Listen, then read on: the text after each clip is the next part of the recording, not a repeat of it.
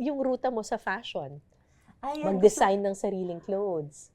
gusto ko po talaga. Pero right now po, alam mo, fantasy ko po, Miss Carrie, mga fashion week.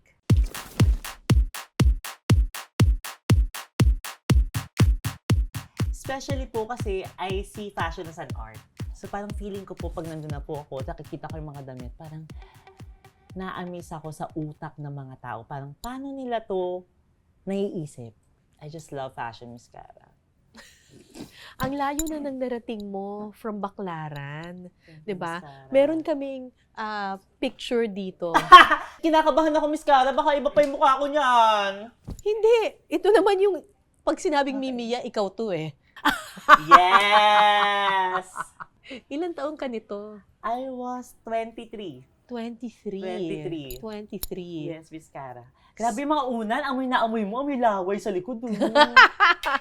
So kung makakausap mo itong si Mimiya, ano sasabihin mo sa kanya? Wala la. I'm just so proud na hindi ka nagbago. I'm so proud na parang kahit maraming problema ang napagdaanan mo, you don't forget to see the best of everything.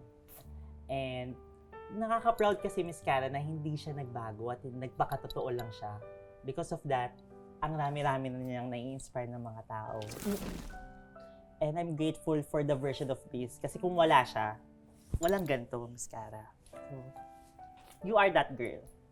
Dalagang Pilipina. The OG. The Dalagang OG, Pilipina. Dalagang Pilipina. Because at the end of the day, yung trabaho mo as a content creator, trabaho natin on camera, ang pinaka-importanting bagay doon ay authenticity. That's true, Miss Cara. If you lose your authenticity, you lose everything.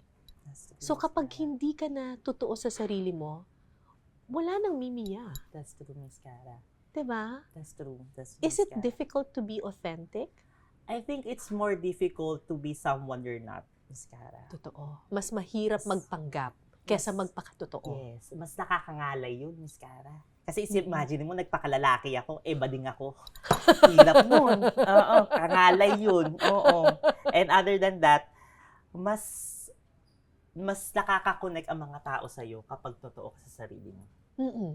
So, yun At ang hinihingi lang naman natin sa ibang tao ay tanggapin kung sino tayo. That's true. 'Di ba? That's true. Hindi tayo dapat mag-conform sa iisang stereotype lang. Tama. Kasi iba-iba tayo. Tama po. At nagiging mas maganda ang mundo kapag iba-iba tayo. Tama, Miss Cara. That girl, she's that girl.